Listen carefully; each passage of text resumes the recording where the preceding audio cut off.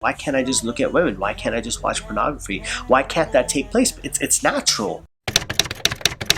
Assalamu alaikum. Another episode of Ask SQ. You ask, I respond.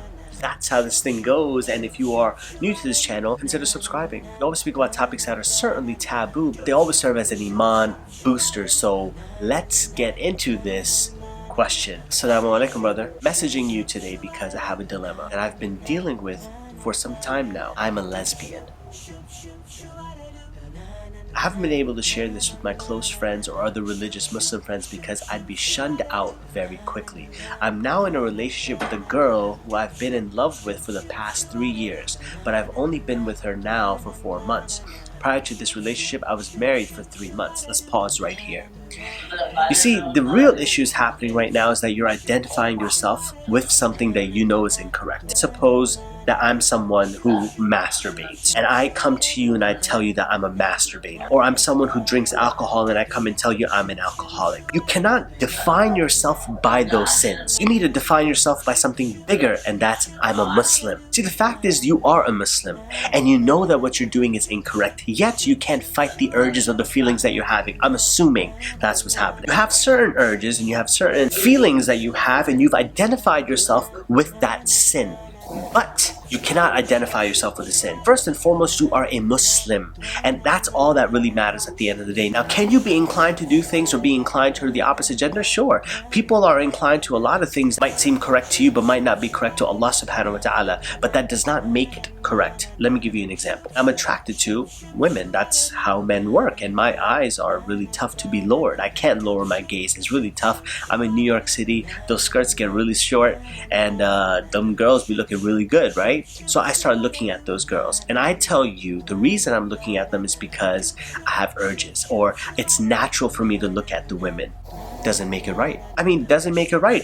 Allah created me this way, right? Allah created me with these urges to be with women and to be with multiple women and want women. So why can't I just look at women? Why can't I just watch pornography? Why can't that take place? It's natural, right? It's natural. It's a natural feeling in my body. Sidebar, but tell me, how would you respond to what I just said in the comments below? You see, just because I have an urge or an attraction or something that I might feel is supernatural in me does not make it okay for me to go against the command of Allah.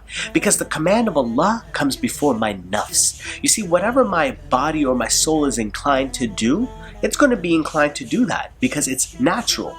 But the test of the dunya, the test of the world, and what gets me to Jannah is my ability to curb those desires and put the desire of pleasing Allah above everything else. It doesn't matter what urges I have. It doesn't matter what itch needs to be scratched for me. At the end of the day, I'm a Muslim. My job is to obey Allah and not obey my own nafs. I have to submit to Allah and not my own self. Because if I wanted to submit to myself, then I wouldn't be a Muslim. I would just be someone who just listens to my own desires. Yeah, that's it. Thumbs up this right now if that made sense to you. So my first piece of advice to you is do not identify yourself to be a lesbian. I understand you might have urges to be with other women and like be attracted to women. I get that. But do not identify yourself and label yourself as an identity that that's who I am. Because first and foremost, you are a Muslim. That comes before anything else. Now, you mentioned that you were married for 3 years prior to this, and it didn't work out. Not only because I liked someone else, but due to other reasons. People's marriages don't work out. That's a reality. Things happen. If you can say that you've tried your hardest to make it work, if you did your absolute best, you followed all the Islamic criteria to make your marriage work, then you have nothing to be ashamed of. You have nothing to regret. There's no point of looking in your past, because if you continue to look at your past, you can't appreciate the future that Allah subhanahu wa ta'ala has presented in front of you. So don't worry about anything that happens in the past. And I don't believe that that past should manipulate or affect your future and how you feel right now, because marriages sometimes don't work. That's the reality of the game, but that's also by Allah. Allah subhanahu wa ta'ala sometimes allows us to experience negative marriages or relationships just so we can learn something from those things. In 3 years, you learned a lot about who you are as a person. You became super self-aware. 3 years of awareness that you would never have been able to get without being married or without being in a negative or a bad type of marriage. So Allah's taught you a lot about yourself, but Allah subhanahu wa ta'ala teaches us lessons through these relationships. I try to change myself, seek out help, but was constantly given the same answer that I will burn in hell. You could burn in hell for a lot of reasons, like backbiting, slandering, gossiping. I mean, there's tons of reasons for you to burn in hell. This is not the only reason for you to do that, but I don't want you to think of it like that. I want you to reimagine this as something else. Is this something that will please Allah? That's the essential question you gotta ask yourself. Is this lifestyle choice that you're choosing to obey? I'm not denying the fact that you feel like this is something natural, that you did not choose to feel this way about women. I'm with you on that. Let's just go with your argument now. But you are choosing to obey that desire.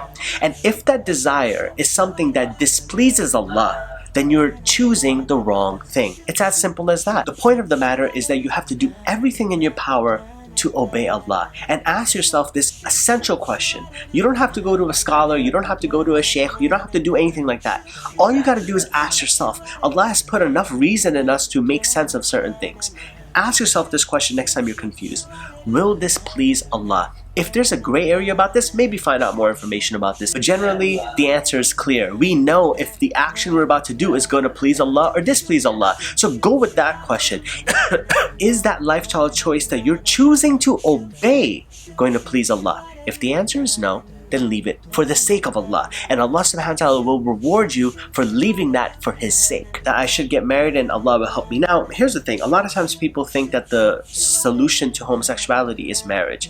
Not necessarily. If you feel like you're someone who's attracted to the same gender, don't think that marriage is the solution. In fact, you're gonna ruin someone's life. Because if you know that you're someone attracted to the same gender, then this is your test in life. This is the test that Allah subhanahu wa ta'ala is gonna use to help you earn Jannatul Firdaus, inshallah. So don't think that you have to get married or you have to find a solution to this or there's a pill to become straight. That's not necessarily the case. If you feel like you are attracted to the same gender, then so be it. That doesn't mean you obey that inclination. That just means you accept it for what it is. You tell yourself that you rather obey Allah subhanahu wa ta'ala than obey your own nafs and desire, and you move on with your life. It's not necessary that you have to get married and ruin someone else's life, but it is necessary for you to obey Allah. Thumbs up this right now if that made sense to you. I pray all my salah, alhamdulillah, and that's why giving you this answer is going to be much more easier, inshallah. The fact that I can tell you this and I can guarantee you that this is going to make sense to you. Why? Because you obey Allah already. Because you obey Allah 5 times a day, that when you ask a brother and he's giving you objective advice, inshallah it will make sense to you because you've already submitted to Allah, and inshallah this advice will help you. But I'm happy with this girl. I know it's sick. Now here's the thing. You already know what's right from wrong, so I'm not going to go dive into that. You know what pleases Allah and what displeases Allah, so I'm not going to dive into that. Don't let a sin define who you are. You're a good person, inshallah, and your job is to become a better person, inshallah. Don't let your sin define you. Become a better person, draw closest to Allah, and grow, and look at your life and reflect in your life and say, man, inshallah, I'm getting closer and closer, one step at a time, to Allah subhanahu wa ta'ala. Now, you may be happy with this girl, but what's bothering you is that Allah's not happy with it. You need to ask yourself what's more important, pleasing Allah or pleasing yourself by being with this girl. In the short-term game, it might make more sense for you to please yourself by being with this girl. And please go ahead and do that. I'm no one to tell you any otherwise.